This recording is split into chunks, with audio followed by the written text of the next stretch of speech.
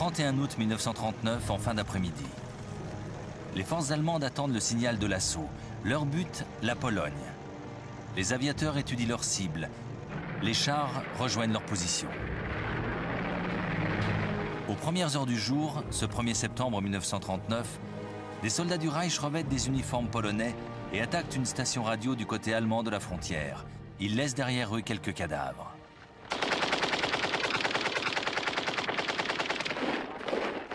Pour Hitler, cette pseudo-agression justifie l'invasion de son voisin polonais.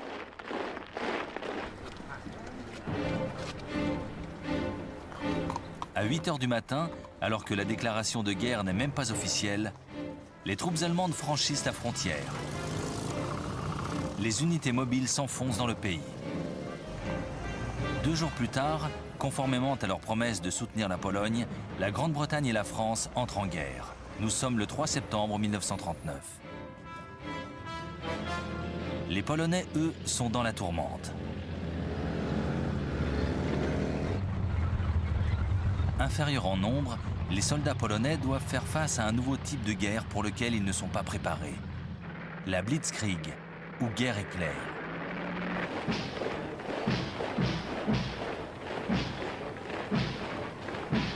En 1939, l'armée allemande compte 1,5 million d'hommes.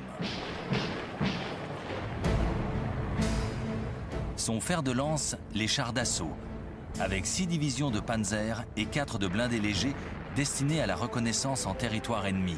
Au total, une force de 2400 véhicules blindés. L'objectif, pénétrer en territoire ennemi et telle une lame plantée au cœur des défenses, couper les lignes de communication et semer le désarroi.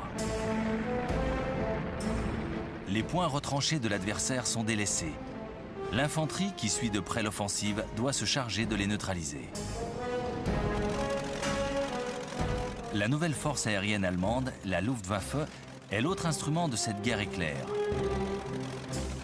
En Pologne, elle expédie 2500 appareils, dont les fameux bombardiers Stuka Junker Ju-52. La précision de leur bombardement en piqué soutient efficacement la rapidité de l'offensive terrestre.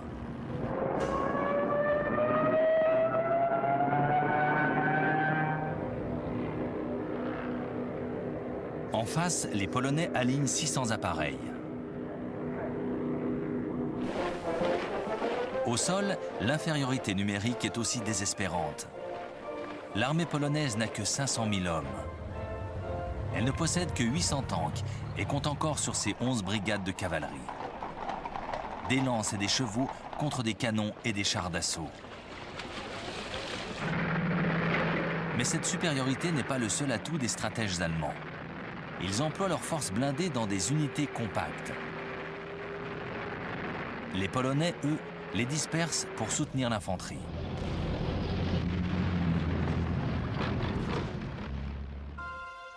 Depuis l'invasion de la Tchécoslovaquie, la défense de la Pologne est d'autant plus difficile que le territoire peut être attaqué simultanément de 3 côtés. La capitale, Varsovie, et tout l'ouest du pays sont à la merci de leur ennemi. Cet avantage géographique sert les plans des stratèges allemands.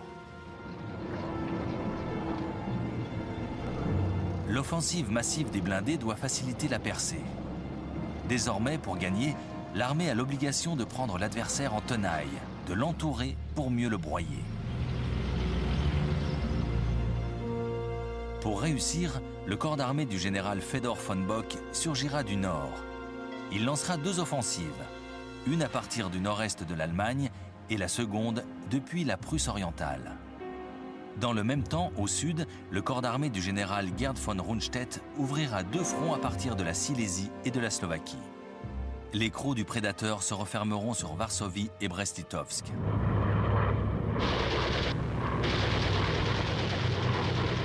Dès le début, tout se passe bien pour les Allemands.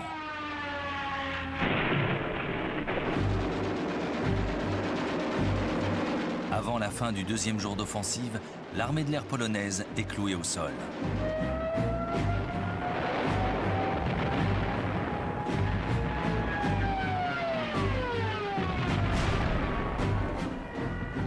Les panzers s'enfoncent profondément dans les lignes ennemies. Stuka laboure les positions de l'adversaire.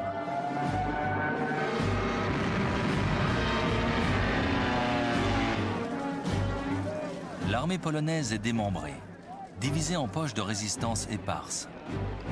Les prisonniers sont nombreux.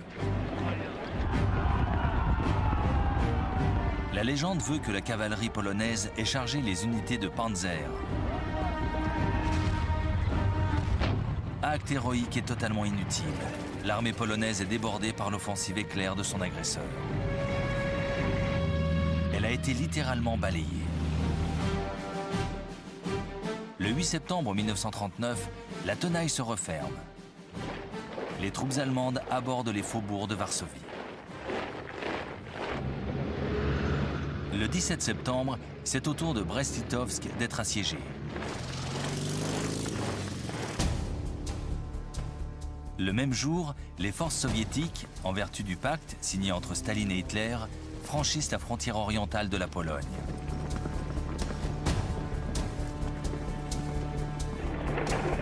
L'armée polonaise recule sur tous les fronts. Le gouvernement a quitté le pays. Seule Varsovie résiste encore.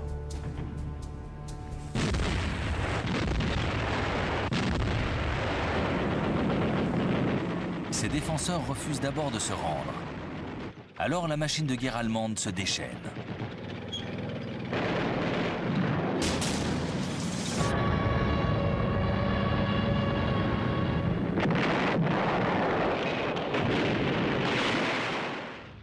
Hitler se délecte de l'abominable spectacle.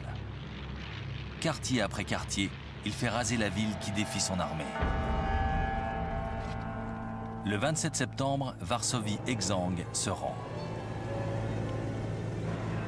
Le jour suivant, Allemands et Soviétiques se partagent la dépouille. L'Union soviétique annexe la moitié est du pays. L'Allemagne s'empare de tout le reste. La Pologne a vécu. Le grand nettoyage commence. Les deux dictatures s'emploient à prévenir toute opposition. Les vagues de meurtres succèdent aux exécutions de masse. Pour la première fois, les Allemands appliquent le traitement qu'ils réservent aux peuples de l'Est de l'Europe. Tous ces gens qu'ils considèrent comme des êtres inférieurs. Des groupes spéciaux de SS, les Einsatzgruppen, se lancent à la chasse aux Juifs.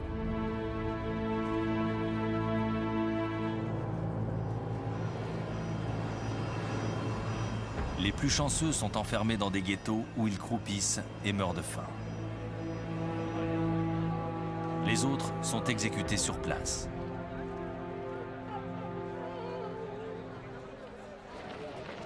L'armée polonaise est anéantie. Pas tout à fait. 50 000 hommes ont réussi à s'échapper pour rejoindre la France. Un gouvernement provisoire dirigé par le général Władysław Sikorski les commande. Que reste-t-il à ces Polonais exilés, sinon le désir de mourir en combattant pour leur terre?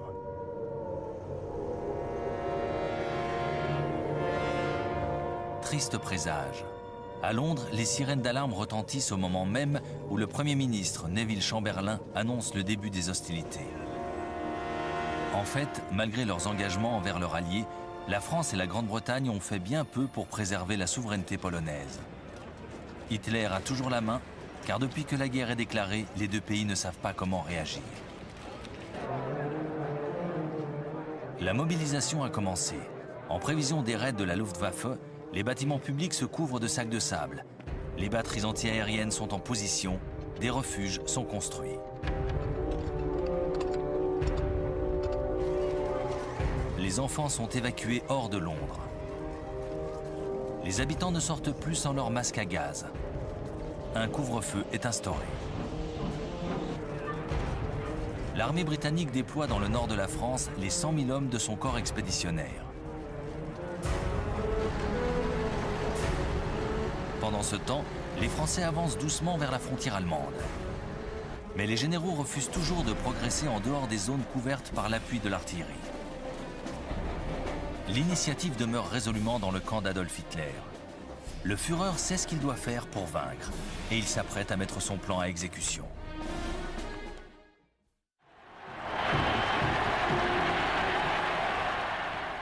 L'offensive éclair sur la Pologne constitue un retentissant succès pour le dictateur allemand.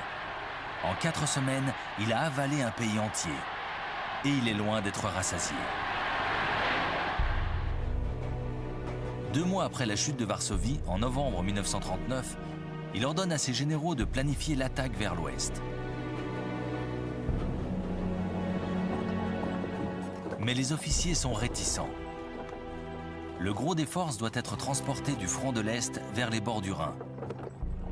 Si l'offensive en Pologne a été couronnée de succès, les pertes sont assez importantes pour en tirer une leçon.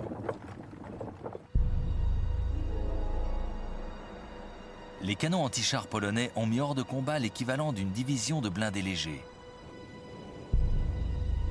Un quart des avions a été perdu. Les panzers sont trop légers et ne sont pas fiables.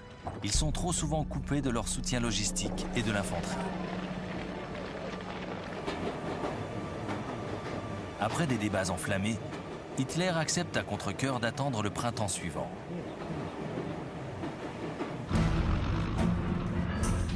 Ses ennemis ont également tiré quelques leçons des événements.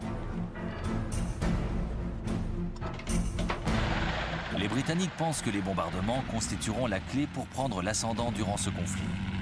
Mais le 4 septembre, alors que la Royal Air Force effectue un raid sur un convoi naval allemand, 7 des 30 bombardiers sont descendus. Il est évident qu'il ne s'agit pas de malchance. Lors de certaines sorties, la moitié des appareils est abattue.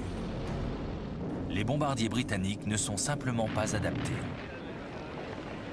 Qu'à cela ne tienne, les raids auront lieu la nuit et les aviateurs ne lâcheront pas des bombes, mais des tracts, afin de ne pas provoquer de mesures de rétorsion.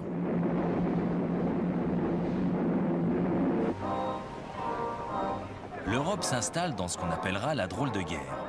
Mais que l'on ne s'y trompe pas, la vraie guerre se poursuit sur la mer. En 1939, l'Allemagne hitlérienne est au milieu d'un ambitieux programme de modernisation de sa flotte. Le commandant en chef des forces sous-marines, l'amiral Karl Dönitz, prévoit de couper durablement les voies d'approvisionnement britanniques dans l'Atlantique. Pour arriver à ses fins, il a besoin de 300 sous-marins de haute mer, mais il n'en possède que 38. Malgré cela, Dönitz tient à ce que tous les U-boats prennent la mer le 3 septembre, premier jour de guerre contre le Royaume-Uni. Ce matin-là, le U-boat numéro 30 coule le paquebot britannique Athenia sans aucune sommation. Il croyait avoir affaire à un bateau de commerce armé. 112 passagers périssent dans le naufrage, dont 26 citoyens américains. Après cette attaque, la Royal Navy veut rendre coup pour coup. Elle compte 12 cuirassés. L'Allemagne n'en a aucun. Elle possède 5 porte-avions. L'Allemagne n'en a pas non plus. Profitant de cette supériorité, le commandement décide de bloquer totalement les ports allemands.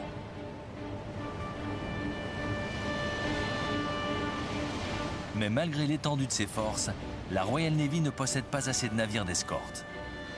De nombreux bateaux de commerce doivent voyager seuls. À la fin de l'année 1939, une centaine ont été coulés. En fait, les Britanniques ont sous-estimé la menace des sous-marins allemands. Le 17 septembre, le U-boat 29 coule le porte-avions Courageous.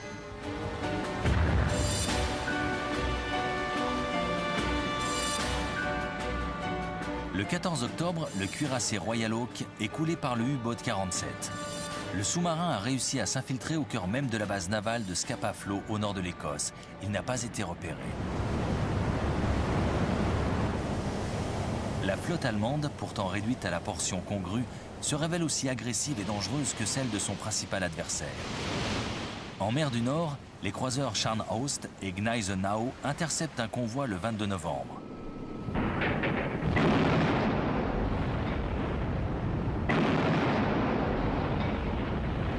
Il coule le navire d'escorte Rawalpindi, un simple bateau marchand armé. Mais c'est certainement le petit croiseur allemand Graf Spee qui cause le plus de dégâts. Il est conçu pour harceler les convois. Ses 11 canons peuvent écraser ses adversaires avant même qu'ils aient eu le temps de riposter.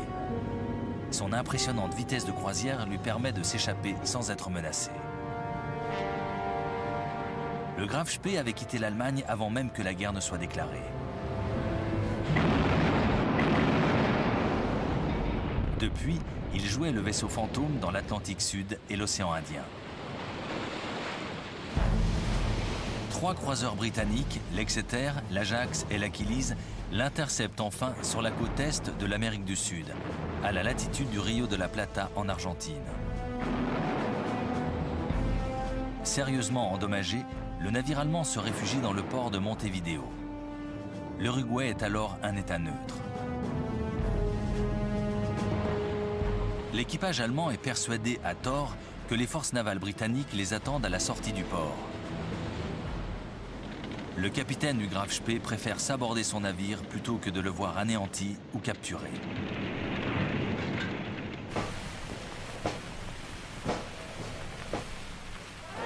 À leur retour, les marins anglais sont accueillis en héros.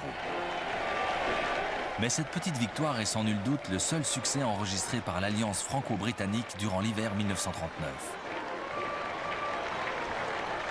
Une autre réussite est pourtant à mettre au crédit des techniciens anglais.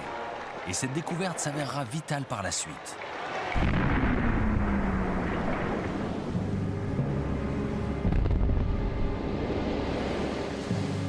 Dès le début de la guerre, la flotte du Royaume-Uni a perdu un grand nombre de navires sur les mines allemandes.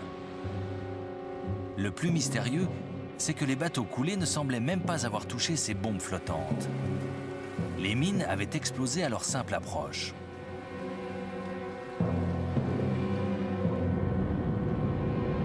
Mais dans la nuit du 22 novembre 1939, un avion allemand est surpris alors qu'il largue une mine dans l'estuaire de la Tamise. Préalablement désarmé, l'engin explosif est ramené sur la berge. Les ingénieurs militaires brisent son secret. Il est programmé pour se déclencher dès qu'ils détectent la signature magnétique des navires. Les ingénieurs parviennent à effacer l'empreinte magnétique des bateaux en faisant passer un courant électrique dans un câble de cuivre posé à même le pont. L'installation de ce dispositif réduit considérablement le danger que représentent les mines magnétiques.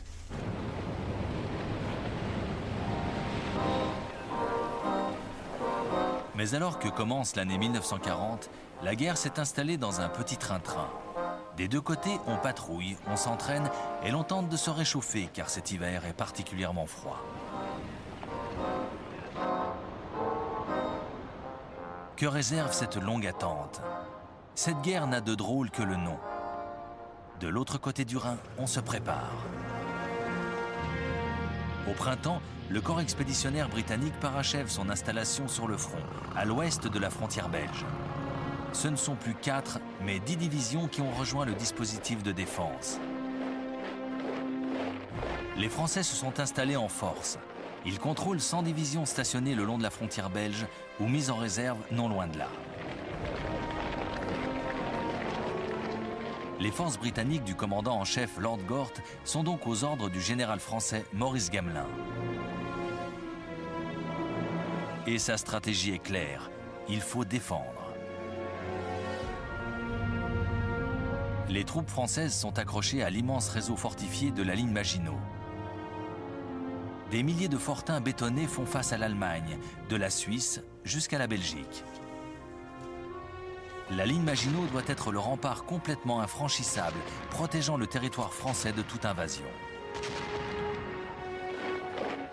Mais les Alliés n'ont pas du tout imaginé comment s'y prendre pour vaincre l'Allemagne.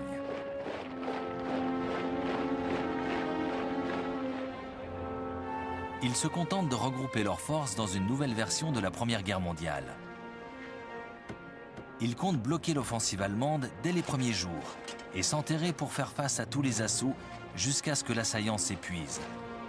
La partie d'échec est bien mal engagée. Aucun chef d'état-major ne semble considérer que les Allemands ont une autre stratégie en tête.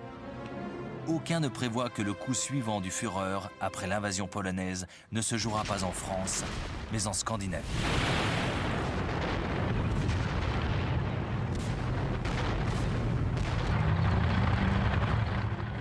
Le 30 novembre 1939, la guerre éclate sous d'autres cieux. L'Union soviétique envahit son minuscule voisin, la Finlande. Les Finlandais ont arraché leur indépendance aux Russes en 1917. Ils éprouvent une haine profonde pour leurs anciens oppresseurs. Joseph Staline est persuadé qu'ils soutiendront les forces allemandes. Il veut protéger la ville de Leningrad et le port de Mourmansk, un point d'approvisionnement vital situé sur l'Arctique. Les Finlandais doivent être écrasés. Les soldats russes sont 10 fois plus nombreux. L'invasion sera une promenade de santé. Le Kremlin en est sûr. Mais l'armée rouge n'est pas au mieux. Les purges dans les rangs de ses officiers l'ont considérablement affaibli. Et les Finlandais sont dirigés par un fin stratège, le général Gustaf Mannerheim. Profitant de la neige, il emploie les tactiques de guérilla. Ses troupes cognent fort et s'effacent aussitôt, le plus souvent à ski.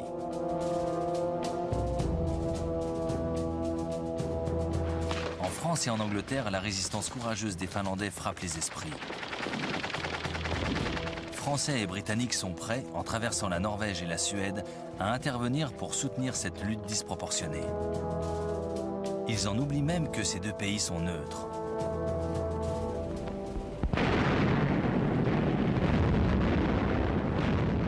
Mais au début du mois de février, une offensive soviétique brise les défenses finlandaises. Un mois plus tard, la Finlande tombe sous les coups de son agresseur. Staline a gagné.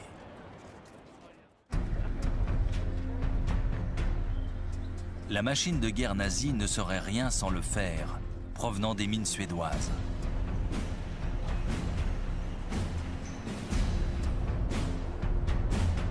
Durant l'hiver, les convois qui transportent le minerai vers l'Allemagne passent tous par le petit port norvégien de Narvik. Si les Alliés s'en emparent, le robinet d'approvisionnement sera coupé.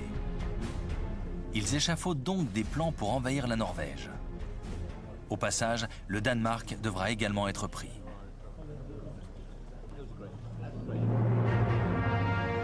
Le 16 février 1940, les Alliés passent à l'offensive. Le destroyer britannique Cossack aborde le navire de ravitaillement allemand Altmark. L'équipage est fait prisonnier puis relâché. Le bateau est capturé. Le 9 avril, les troupes allemandes débarquent dans 5 ports. Oslo, Kristiansand, Bergen, Trondheim et Narvik.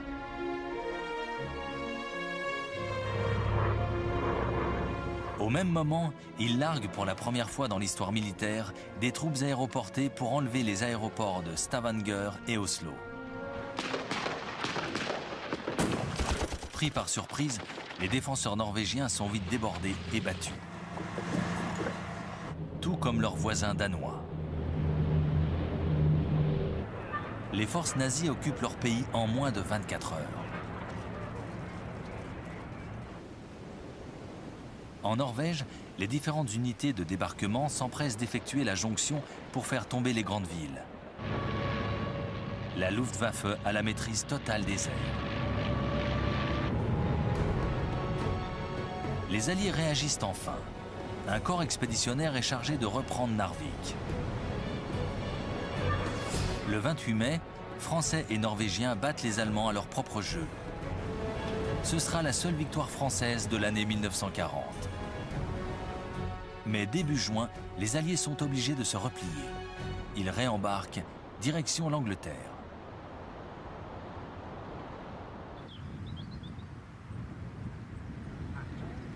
Adolf Hitler a passé l'hiver et une partie du printemps 1940 dans son nid d'aigle bavarois du Berghof. Pour lui, l'offensive scandinave ne constitue qu'un hors-d'œuvre. Sa vraie guerre éclair, il doit la déchaîner contre la France et la Grande-Bretagne. La première partie du plan élaboré par ces généraux est sans surprise. Les troupes allemandes doivent traverser la Belgique avant de bifurquer légèrement pour foncer sur Paris. Ce n'est que la répétition de la stratégie employée par le général Schlieffen dans les premières semaines de 1914. Les Alliés sont persuadés que c'est la seule stratégie possible. Ils y consacrent toutes leurs discussions préparatoires. Il prévoit que dès l'offensive allemande, les forces positionnées sur l'aile ouest du dispositif pénétreront en Belgique pour se retrancher le long de la Dyle et de la Meuse. L'attaque pourra être brisée dans son élan. Le 10 janvier, un événement vient conforter le bien fondé de leur stratégie. Un avion de reconnaissance allemand s'écrase en Belgique, avec à son bord une copie du plan d'invasion. Les Alliés n'ont plus qu'un seul objectif, atteindre la Dyle et la Meuse, d'où ils pourront se défendre plus facilement.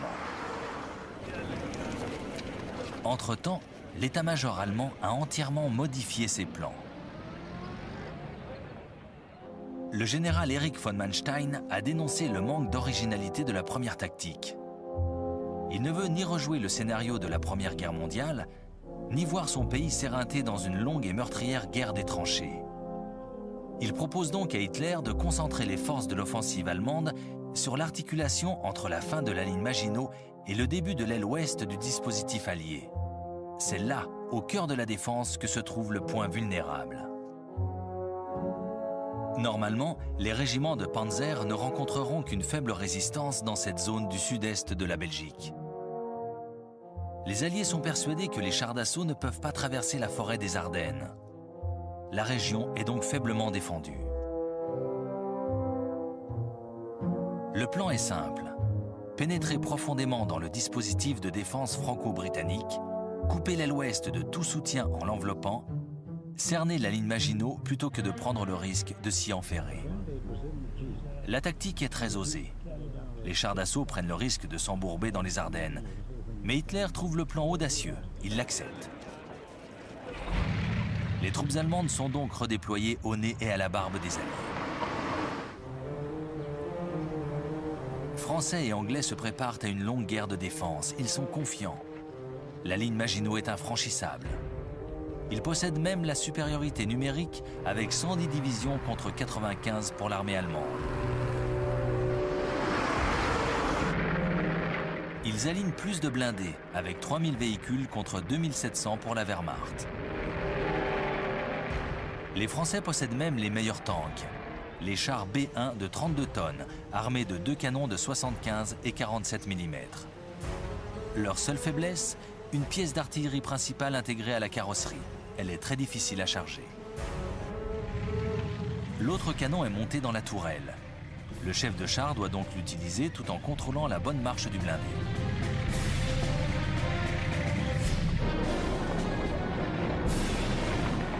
En face, les nouveaux Panzer Mark IV de 17 tonnes n'ont qu'un canon de 75 mm, mais les hommes d'équipage travaillent ensemble dans une tourelle plus spacieuse.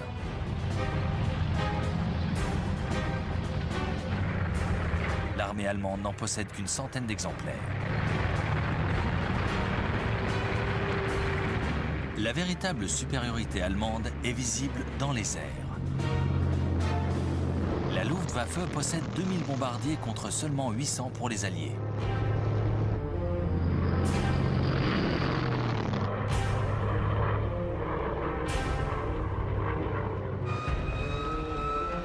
Elle aligne 4000 chasseurs, dont un appareil ultramoderne, le Messerschmitt Bf 109. En face, 2500 vieux avions qui seront vite dépassés. Bien sûr, la Royal Air Force possède 800 Spitfire et Hurricane, d'excellents avions de chasse qu'elle réserve à la protection aérienne de son propre territoire. La différence principale entre les deux armées se situe sans doute dans leur philosophie. Les Allemands concentrent toutes leurs forces pour frapper comme l'éclair. Tous leurs blindés sont regroupés. Ils forment 10 divisions autonomes. De leur côté, les Français se préparent à une guerre statique. Pour eux, les chars d'assaut ne constituent qu'une force d'appoint de l'infanterie. Là où les Allemands concentrent leurs forces, les généraux français les éparpillent. Ils ont évidemment noté l'efficacité des panzers lors de la campagne en Pologne. Sous la pression du colonel de Gaulle, 3 divisions blindées ont été constituées. Mais à l'aube de l'offensive, aucune n'est vraiment opérationnelle. Ce sont donc deux conceptions tactiques totalement différentes qui vont s'affronter. Offensive contre défensive, guerre éclair contre guerre statique. En quelques semaines, durant cet été 1940, le monde saura quel état-major avait choisi la meilleure option militaire pour l'emporter. Le 10 mai 1940, Winston Churchill devient Premier ministre de la Grande-Bretagne. Il ne peut choisir de plus mauvais moment. C'est le jour retenu par Adolf Hitler pour lancer sa Blitzkrieg, sa guerre éclair. Une division entière de parachutistes est larguée en Hollande, où les Allemands s'emparent des ponts et des terrains d'aviation. Dans le même temps, en Belgique, des planeurs déposent une unité de parachutistes au sommet du fort d'Eban-Emael, réputé imprenable. L'assaut est un succès sans précédent. Les batteries d'artillerie sont rapidement réduites au silence. Au même moment, la Luftwaffe attaque les bases aériennes belges et hollandaises. Les frontières sont franchies sans entrave. Et le groupe B de l'armée allemande, commandé par le général Fedor von Bock, s'enfonce au cœur des Pays-Bas et de la Belgique. Comme prévu, les troupes françaises et britanniques stationnées le long de la frontière sud de la Belgique font mouvement vers les bords de la Dyle et de la Meuse. Elles tombent dans le piège tendu par Hitler. Aucun stratège allié n'a remarqué le mouvement du groupe A de l'armée allemande. Plusieurs divisions blindées, après avoir balayé les forces belges, sont en train de foncer à travers les forêts et les collines des Ardennes, direction le sud.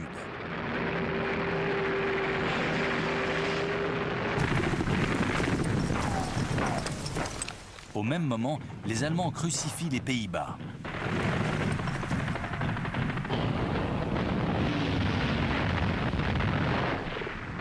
L'armée hollandaise n'avait aucune chance face à la machine de guerre nazie. Maîtres des cieux, les pilotes allemands soumettent le pays à un flot incessant de bombardements. Le 14 mai, les Allemands réclament la reddition du port de Rotterdam. Les Hollandais hésitent. Grosse erreur, des bombardiers viennent de décoller. Finalement, la ville se rend. Il est trop tard. Les appareils allemands larguent leurs bombes.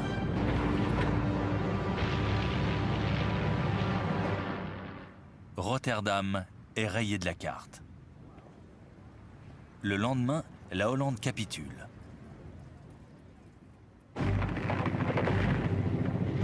Mais le pire est à venir. Ce que Français et Anglais pensaient impossible à réaliser est en train de se produire.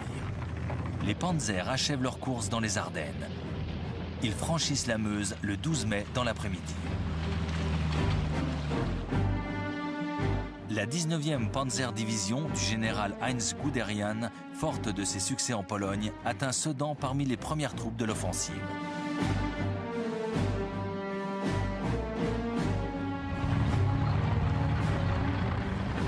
Guderian sait désormais qu'il a employé la bonne stratégie. Il délaisse la ligne Maginot et n'attend même pas sa propre infanterie. Il fonce droit devant lui.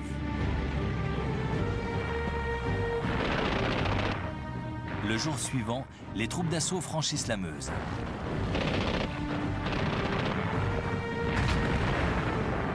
Les hommes du génie réussissent à construire des ponts de bateaux malgré le feu nourri de l'artillerie française.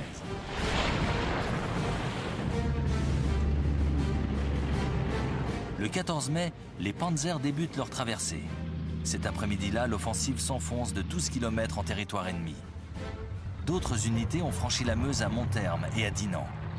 Les troupes françaises, clouées sur la ligne Maginot, sont dépassées par les événements. Les bombardiers alliés font des sorties désespérées pour tenter de détruire les ponts.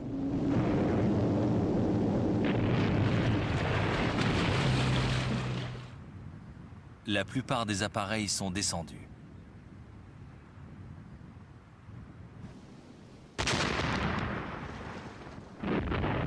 L'artillerie allemande écrase les défenses françaises. Les Stuka et leurs sirènes d'attaque sèment la panique.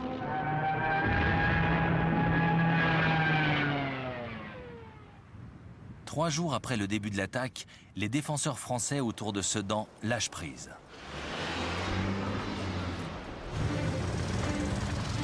Les chars de Guderian débutent leur course vers l'ouest. Au crépuscule, ils ont progressé de 60 km sur l'arrière des troupes alliées. Français et Anglais sont restés accrochés à leur position sur la Dyle. Mais le commandant suprême allié, le général Gamelin, réalise enfin que ses troupes vont être encerclées. Il leur ordonne de revenir sur leurs pas. Les troupes appréhendent cette soudaine décision de repli. Que s'est-il passé dans leur dos? Quelles forces vont-ils affronter? Sur les routes, leur progression est considérablement ralentie par un flot incessant de réfugiés désemparés. Le Premier ministre français, Paul Reynaud, téléphone à son homologue britannique. Il lui résume la situation en ces termes. « Nous sommes vaincus. Nous avons perdu la bataille. » Mais malgré l'efficacité incontestable de leur stratégie, les Allemands demeurent vulnérables. En se précipitant vers l'ouest, ils empruntent un long couloir de quelques kilomètres de large seulement. Les Alliés peuvent contre-attaquer. L'approvisionnement et le soutien des blindés composant l'offensive dépend entièrement des convois de chevaux ou de troupes à pied. Or, l'écart entre les panzers et l'infanterie se creuse d'heure en heure. Le 17 mai, l'un des officiers de l'une des toutes nouvelles divisions blindées françaises riposte. Par deux fois, le colonel de Gaulle lance ses chars à l'assaut de la ligne allemande, près de Crécy-sur-Serre. C'est la contre-offensive de la dernière chance. Mais l'état-major français n'a jamais prévu des attaques d'une telle ampleur. Chaque unité est éparpillée sur le champ de bataille. Leur coordination est impossible.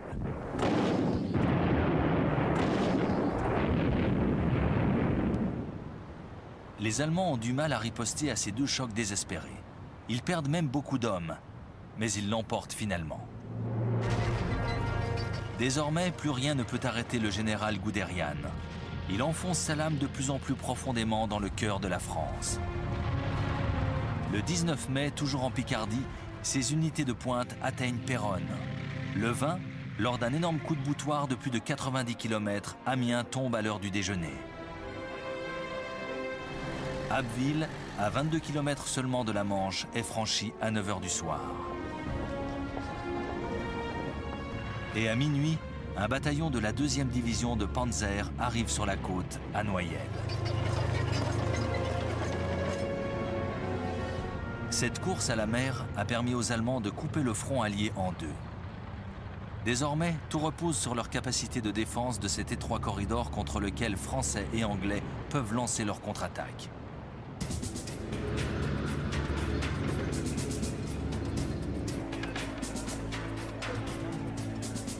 Le 21 mai, 2 bataillons blindés britanniques s'élancent sur les positions allemandes au sud d'Arras.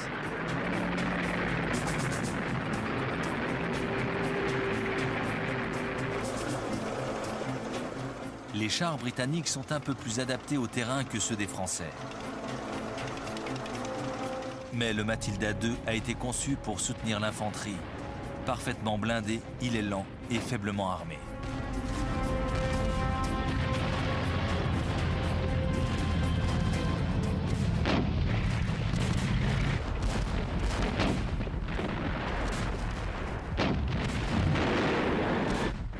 Pourtant, les Allemands ont du mal à repousser cette attaque.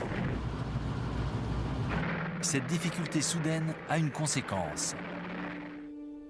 Le haut commandement décide de ne plus étendre les lignes de communication.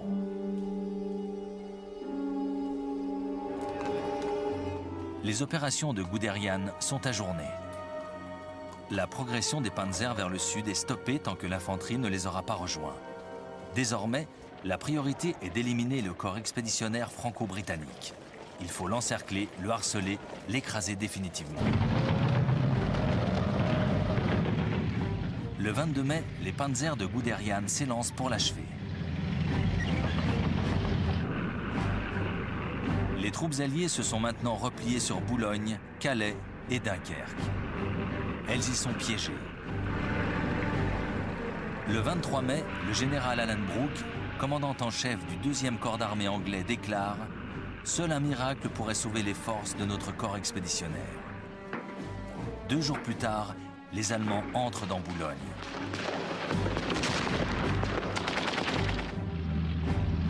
Désormais, même un miracle ne semble plus suffisant pour sauver la situation. Le 25 mai 1940, la position des forces alliées est désespérée.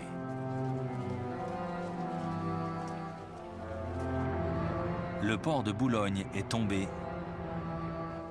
Les troupes allemandes isolent Calais. Les Britanniques se sont repliés sur le port de Dunkerque. Le commandant en chef britannique, Lord Gort, prévient Londres que seule une évacuation par la mer pourra sauver une partie de ses troupes. Le désastre semble complet. Les chasseurs bombardiers écrasent la ville sous une pluie de bombes. Les panzers sont déjà en position pour achever leur proie. L'évacuation apparaît comme un fol espoir. Dunkerque ne pourra pas tenir plus de 2 jours. Mais une décision d'Hitler va sauver le corps expéditionnaire de la destruction.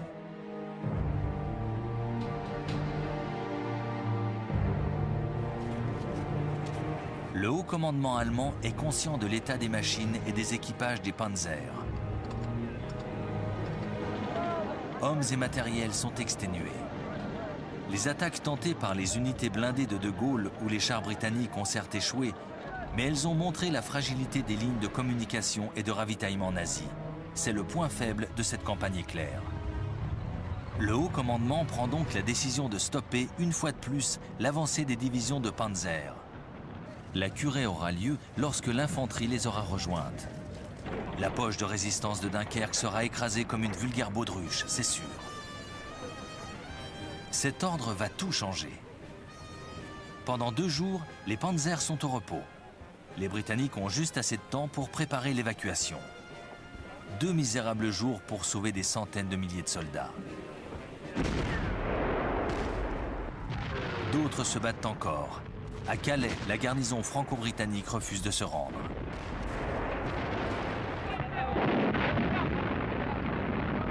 Les Allemands ne prennent la ville qu'après 3 jours d'un corps à corps acharné et sanglant.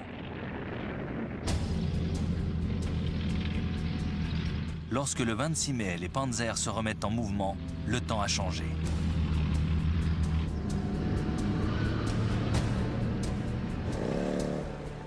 Les Allemands sont embourbés sous des trompes d'eau. Une fois de plus, les Alliés ont un léger répit.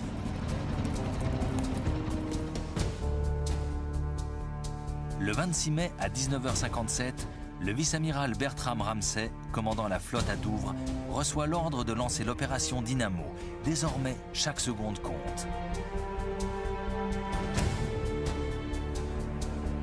L'opération Dynamo doit permettre l'évacuation des forces du corps expéditionnaire britannique. C'est une action désespérée.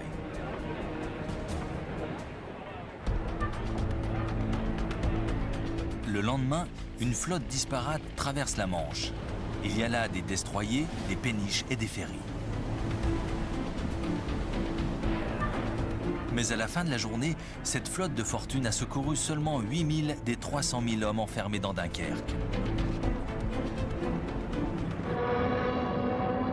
Le port est visé par tant d'attaques aériennes qu'aucune embarcation ne peut y accoster,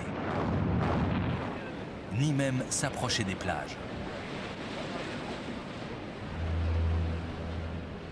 Ramsay lance un appel à tous les propriétaires de bateaux de plus de 9 mètres. Des centaines de yachts, de navires de pêche et de barques quittent les ports du sud de l'Angleterre pour traverser la Manche. Ils sont presque tous pilotés par des civils volontaires pour aller sauver leurs compatriotes.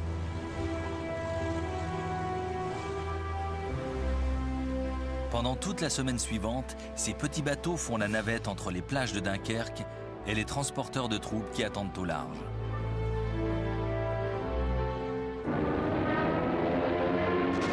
Ils sont constamment sous le feu de l'ennemi.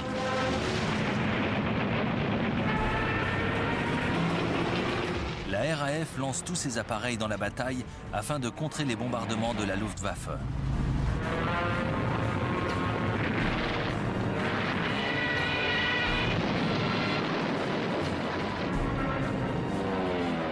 Et pourtant, 7 destroyers français et 6 britanniques sont coulés.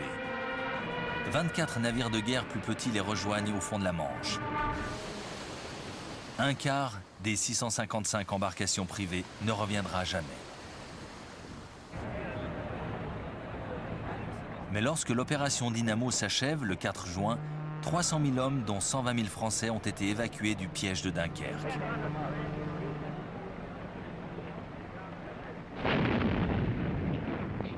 Cette évacuation n'aurait pas été possible sans l'héroïsme de l'armée française. Pendant tout ce temps, elle a retardé au maximum la progression des troupes allemandes.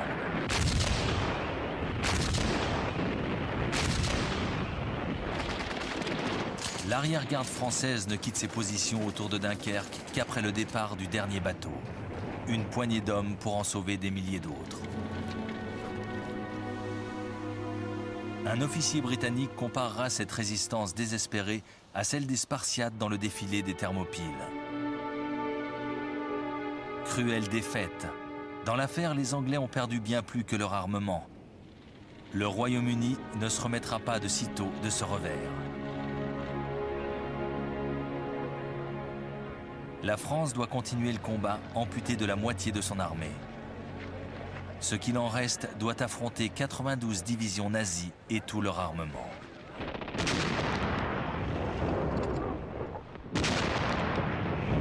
À 4 heures du matin, le 5 juin 1940, un bref pilonnage d'artillerie sonne le glas des espérances françaises. Les troupes d'assaut franchissent la Somme et l'Aisne. La résistance française est acharnée et les Allemands sont à 2 doigts de perdre leur tête de pont. Mais une fois de plus, la Luftwaffe entre dans la danse. Elle écrase toute résistance. Les panzers suivent le mouvement et poussent l'offensive vers le sud. Le flot des prisonniers ne cesse de grossir. Le 9 juin, les blindés traversent la Seine et cette fois, l'infanterie est juste derrière eux. Une fois le fleuve franchi, les troupes allemandes se déversent dans tout le pays. Le 14 juin, un détachement défile sur les Champs-Élysées. La croix gammée flotte au sommet de la Tour Eiffel.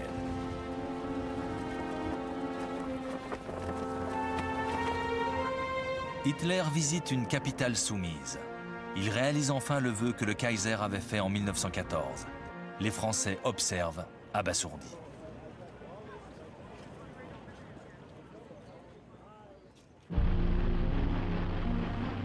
Après Dunkerque, Winston Churchill était venu 5 fois en France pour tenter de soutenir le moral des derniers combattants français. Le 16 juin, il propose même à Paul Reynaud une union avec le Royaume-Uni si la France s'engage à poursuivre la lutte.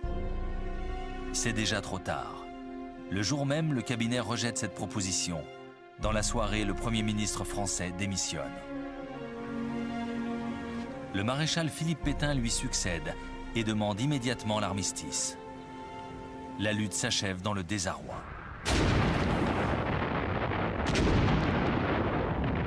Avant d'accepter la reddition, les Allemands réduisent au silence la ligne Maginot, demeurée isolée sur le front de l'Est. Après une intense préparation d'artillerie et malgré des foyers de résistance sporadiques, les forts tombent aux mains des Allemands.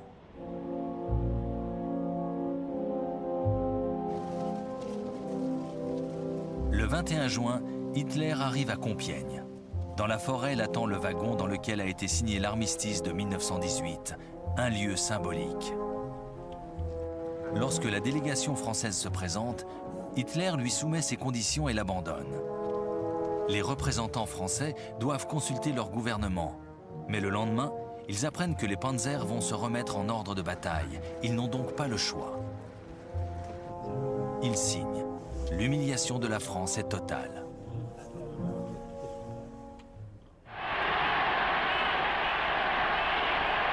Hitler s'est rendu maître de l'Europe de l'Ouest. Il est d'ailleurs persuadé que les Britanniques ne vont pas tarder à demander la paix. Il pourra bientôt passer à l'autre étape de son plan de domination. La Blitzkrieg, la guerre éclair, lui a permis de remporter une étourdissante victoire. Mais il n'a pas encore gagné cette guerre. De l'autre côté de la Manche, le Royaume-Uni, certes meurtri, n'a pas l'intention de se rendre.